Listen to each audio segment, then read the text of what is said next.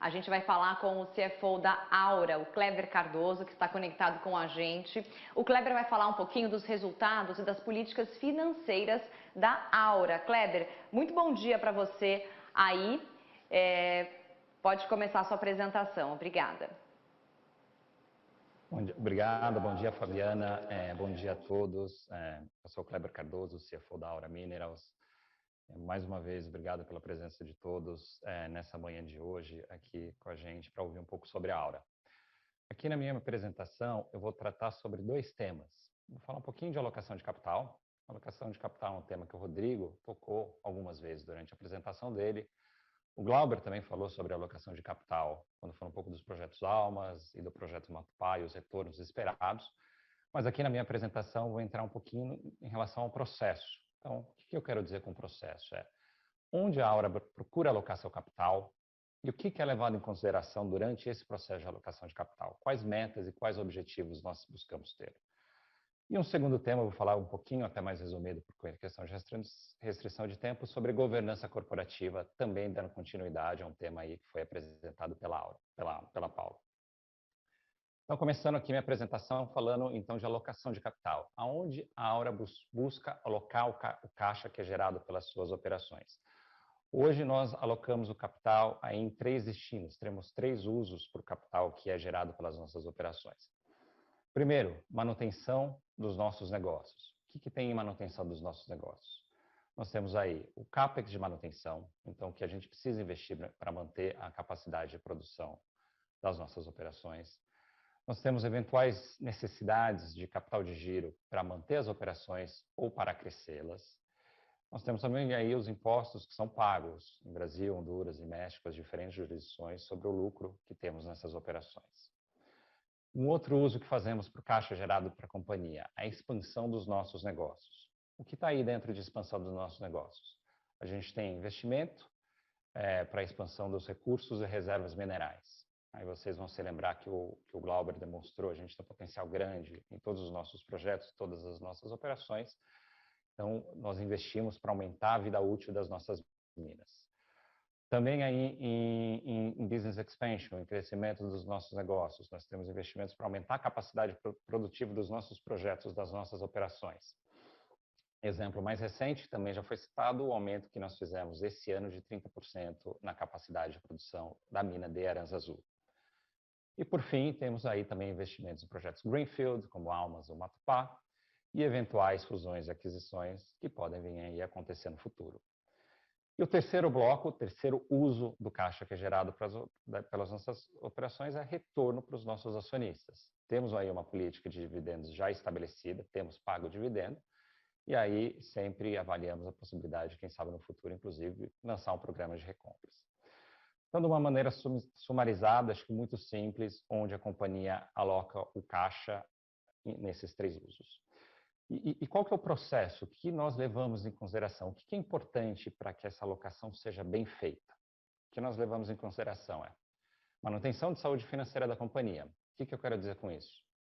A companhia tem uma meta de ter uma relação dívida líquida sobre EBITDA abaixo de uma vez, ou no máximo uma vez, que é muito abaixo até de muitas empresas do setor que trabalham com metas aí de 3 ou 3,5 vezes. O que eu posso comentar aqui hoje, na verdade, não só hoje, já há algum tempo, a gente tem operado aí com bastante conforto em relação a essa meta. Esse indicador hoje na companhia está abaixo de zero, ele é negativo, uma vez que a dívida líquida da companhia é negativa, ou seja, a companhia tem mais caixa equivalentes em caixa do que dívida bruta. Um outro ponto importante em relação à saúde financeira é trabalhar com uma liquidez adequada. O que eu quero dizer com uma liquidez adequada? Um caixa e equivalentes em caixa que seja suficiente para nós alocarmos o capital dessa forma, para desenvolvermos nossos projetos, para fazer a manutenção das nossas operações e para retornar capital para o nosso acionista. Só que também nós procuramos não trabalhar com caixa em excesso. Entendemos que caixa em excesso acaba destruindo valor e até por isso fizemos aí uma distribuição de dividendos extraordinários esse ano. Um segundo ponto que levamos em consideração nesse processo de alocação de capital é investir em projetos que têm expectativa de retorno atraente. O que eu quero dizer retorno atraente? Onde os retornos esperados para os investimentos sejam acima de 25% ao ano em dólar. Então, são projetos bons e rentáveis, onde a gente busca, ao mesmo tempo, reduzir o CAPEX inicial, antecipar os fluxos de caixa dos projetos, com o objetivo de também reduzir o payback, reduzindo riscos financeiros. Além de investir para buscar reduzir riscos financeiros, eventuais riscos financeiros do projeto, trabalhamos bastante para reduzir riscos técnicos. Estudos de viabilidade bem detalhados, feitos com apoio de consultorias internacionais, que são normalmente referência nesse assunto, e também com um time interno aí bastante qualificado. E, por fim, no processo de alocação de capital, nós buscamos respeitar a política de dividendos da companhia, que é de distribuir, no mínimo, 20% do que exceder do EBITDA menos o CAPEX recorrente, que é o CAPEX de manutenção, e um CAPEX de exploração mínimo para manter a vida útil das minas. Então, de uma maneira sumarizada, esse é o processo que a gente segue, esses são os usos que nós buscamos fazer pelo caixa gerado pela companhia, e o processo, como nós vimos, esse é o processo que nós buscamos seguir.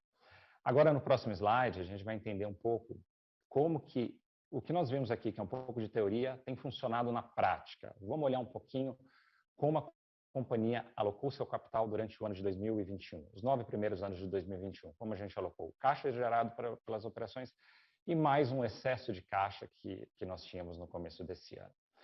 Aqui, até antes de entrar nesses números, só passando aí uma advertência que o que nós vamos ver aqui em relação a percentuais e valores alocados em cada um desses usos são para 9 meses desse ano, não necessariamente essas proporções devem se manter nos anos seguintes, eles podem mudar a alocação, a proporção entre os diferentes usos, mas eu acho que ele assenta bastante aqui, é um bom exemplo para a gente entender um pouco o que eu expliquei. Se a gente olhar, então, esse ano, os 9 primeiros meses desse ano, a gente vê ali que 37% do caixa foi alocado em manutenção dos nossos negócios. Aí, com destaque, principalmente, sobre o imposto de renda e contribuição social, que nós pagamos aí nas diferentes jurisdições, como o Glauber falou, tivemos um quarto trimestre de 2020 muito positivo, então, gerou um imposto a pagar que foi realizado no começo de 2021, e também tivemos investimentos aí em manutenção das capacidades produtivas. Um destaque também de Gold Road, pelo momento requereu um investimento significativo em manutenção, que nós esperamos que não será recorrente aí pelos próximos anos, pela nossa decisão de não continuar investindo em Gold Road. Se olhar no dividendo, pagamos $60 milhões de dividendo esse ano, levando ao dividend yield de mais de 8%. Então, fomos até além, pagamos dividendo em excesso à política da companhia.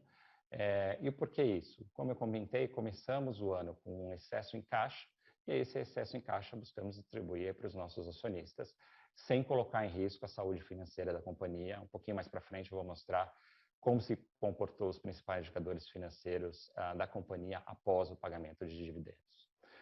Temos aqui na parte de baixo, aqui da tela, investimento em expansão dos nossos negócios. Investimos $27 milhões durante 9 meses para aumentar a capacidade de produção de Aranzá Azul, investimento no projeto Almas, investimentos iniciais ainda no projeto Matupá, e aí investimentos em exploração e geologia em todos os projetos e todas as unidades de negócio. E, por fim, aqui nós trazemos uma informação, tivemos um caixa que foi alocado temporariamente em capital de giro não recorrente, durante esses 9 primeiros meses da operação, que temos a expectativa que vai voltar para o caixa da companhia aí no futuro próximo.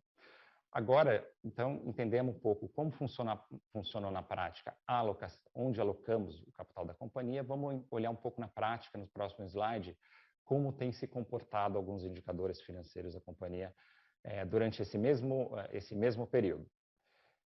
Então, no próximo slide, a gente tem aqui um slide onde a gente traz bastante informação sobre a estrutura de capital da companhia. Temos aqui caixa equivalentes em caixa, dívida líquida, dívida bruta. Vamos começar olhando um pouquinho aqui a parte esquerda, que é o caixa equivalentes em caixa. Aqui a gente traz as informações de 12 meses atrás, então encerramento do terceiro trimestre de 2020, o encerramento do ano de 2020, Q4 de 2020, e Q3 de 2021, o encerramento do último trimestre. E aí o que a gente vê nesse período uma evolução consistente de caixa equivalentes em caixa da companhia ao longo desses últimos 12 meses. Sendo que, inclusive, o caixa que a gente tem atualmente, uma parte veio através de uma emissão recente de debêntures que a companhia fez aí durante o mês de julho, que é para já se preparar para investir em projetos Alma, o próprio projeto Matupá ou eventuais fusões e aquisições que venham a ocorrer no futuro.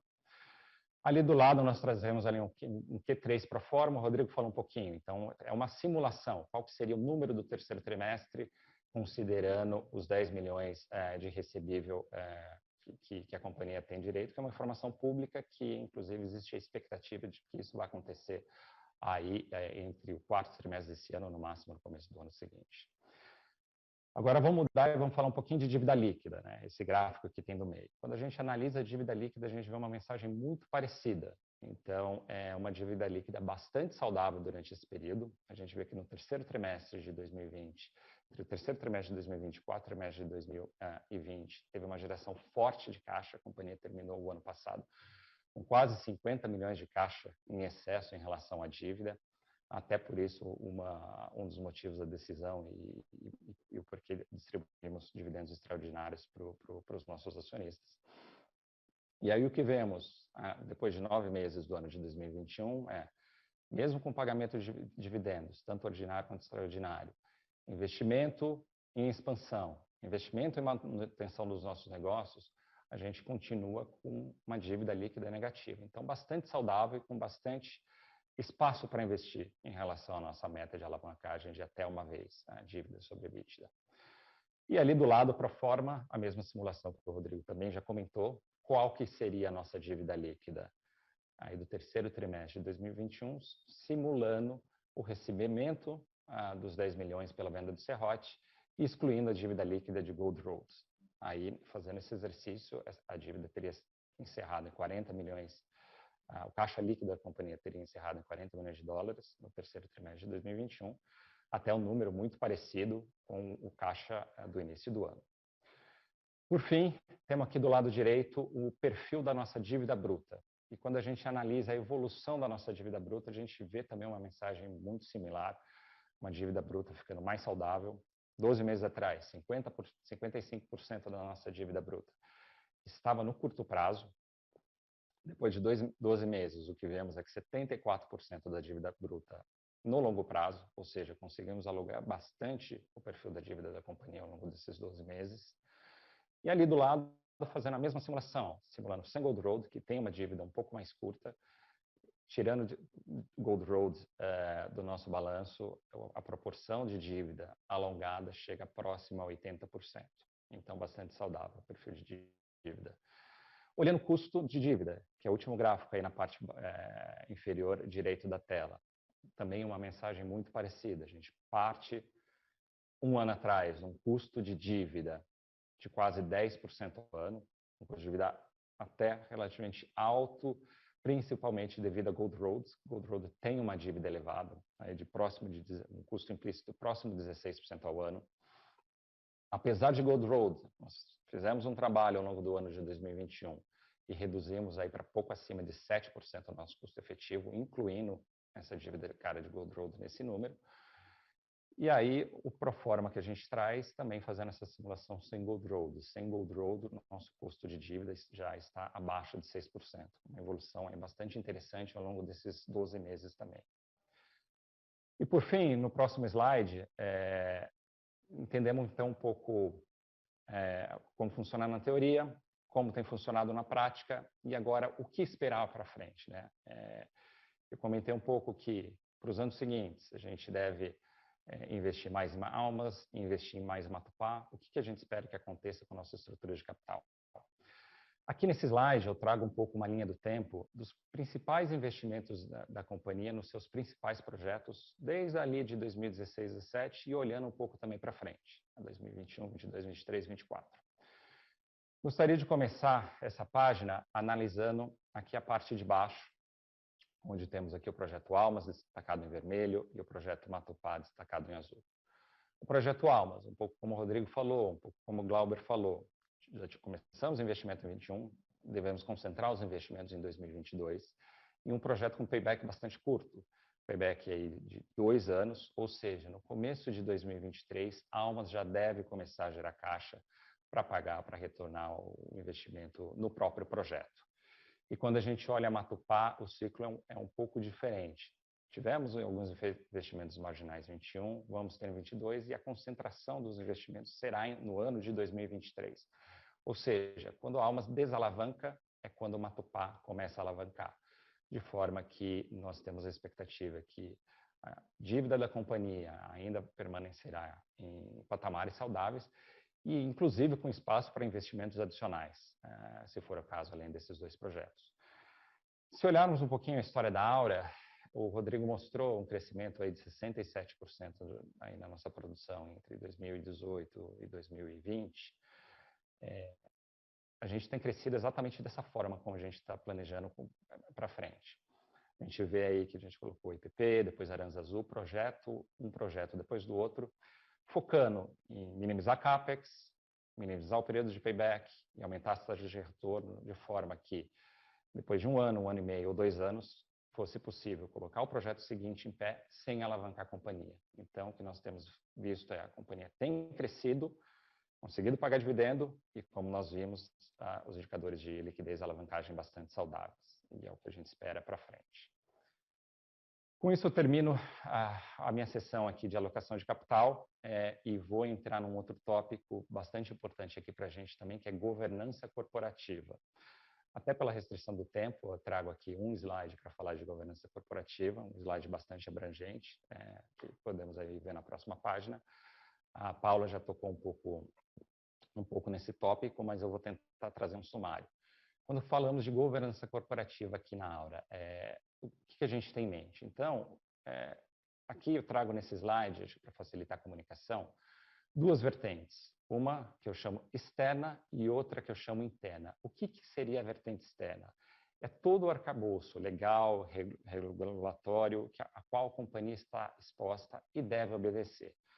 Então, como todo mundo sabe, a Aura é uma empresa listada na B3 e é listada em TSX no Canadá. Ao ser listada na B3, assim como outras emissoras que são listadas na B3, nós temos que ter o compliance e seguir a legislação da B3 ou da CVM, como outras empresas que estão na B3. Diferente de outras empresas que estão na B3, como nós estamos em TSX, além disso, nós temos que seguir a regulamentação também dos reguladores canadenses, que é bastante complementar à regulamentação aí do mercado de capitais brasileiros. Por exemplo, talvez o que nem todo mundo saiba, o mercado de capitais canadenses é um dos mercados mais avançados no mundo, quando falamos aí de regulamentação para emissores que são empresas produtoras de metais preciosos. São exigidas aí uma série de divulgações detalhadas sobre os nossos projetos e a nossa performance. Sobre, por exemplo, falamos de projeto Almas e Matupá, existem estudos de viabilidade que têm que ser feitos, seguir uma regra específica e passar por um processo muito parecido com o processo de auditoria externa sobre os números que são divulgados, que isso não é exigido pela regulamentação brasileira, ou seja, traz uma robustez muito maior nas informações que são divulgadas para o mercado e um conforto muito maior também para os nossos investidores. Além disso, somos auditados, temos 2 auditores, também a PwC Brasil e a PwC Canadá. E, além disso, nós temos que seguir, além de mercado de capitais, a companhia tem que seguir a regulamentação ambiental, trabalhista, fiscal, social, outros, em todos os países onde temos operações, Brasil, México, Honduras e Estados Unidos. Então, olhando no ponto de vista externo, aí um arcabouço aí bastante robusto. Quando a gente olha aqui do lado direito, interno, o que eu quero dizer com interno? São as práticas e procedimentos que a companhia adota para ter um processo de governança ainda mais robusto. Nós temos aí, por exemplo, auditoria interna, onde os processos mais críticos são auditados com alguma regularidade. A Paula falou um pouquinho do programa de compliance. Nós temos aí o programa de compliance com ferramentas robustas, como canal de denúncia, código de ética, um comitê de ética, diversas políticas, e estamos sempre em reavaliação para deixar o programa de compliance ainda mais robusto. Nós temos um conselho de administração aí bastante qualificado e bastante experiente, inclusive aí com experiências bastante complementares, muito interessante. Convido todos a pesquisarem um pouco mais sobre o nosso conselho de administração, um conselho de alto nível. Nós temos, dentro do conselho de administração alguns comitês formados apenas por conselheiros. Trago aqui como destaque, por exemplo, o comitê de auditoria. O comitê de auditoria ele é formado apenas por conselheiros independentes e que se reúnem com alguma frequência com os nossos auditores externos, sem a participação da gestão, sem a participação do management. Também dando maior transparência aí das informações que são auditadas e as informações que são levadas para o público. Bom, esse é um tema aqui que a gente poderia ficar falando aqui uma hora, é um tema bastante robusto, isso é uma introdução, eu quis trazer um resumo para vocês sobre as práticas de governança na Aura, para demonstrar quão robusto é esse processo. Fabiana, volto com você. Obrigado. Kleber, bem legal escutar você falando, né, e entender um pouquinho mais sobre a Aura. E aí eu fiquei aqui pensando, né, sobre esse yield de 8,3% pagos nesse ano, né, combinado, um pagamento alto combinado com um plano de crescimento bem ambicioso também. Como vocês pretendem manter essa característica e esse equilíbrio entre continuar pagando bons dividendos e ainda promover o crescimento da empresa de forma sustentável, quer dizer, o acionista acaba ganhando dos dois lados, né? Como vocês pretendem manter esse plano em ação nos próximos anos? Bom, obrigado, boa pergunta, Fabiana. Acho que, olhando para frente, como a gente busca manter esse equilíbrio, é um pouco repetindo o que a gente tem feito, né? Então, aí como a gente viu, aí o Rodrigo apresentou bem, a Aura é uma história de crescimento onde nós já estamos no meio da curva. A empresa já cresceu 67% de 2018 a 2020, se você pega 2021, em termos de produção, em relação a 2018, daria aí um crescimento até maior. A gente tem crescido, tem pago dividendos, pagamos dividendos recordes, e como nós vimos, temos uma dívida líquida negativa, né? E qual tem sido o sucesso, o segredo desse sucesso? Como eu comentei, investir em projetos onde nós buscamos um retorno alto e um payback curto, minimizando riscos financeiros, e aí os paybacks se materializando, indo para o próximo projeto. Ou reagindo muito rápido também, quando nem tudo sai necessariamente da forma que a gente espera, né? Como, por exemplo, o Gold Roads, e aí quando isso acontece, reagindo rápido para estancar as perdas. Então, essa fórmula que tem dado certo até aqui é o que a gente busca repetir no futuro, quando a gente olha a Matupá, quando a gente olha a Almas e outros projetos que tem para vir.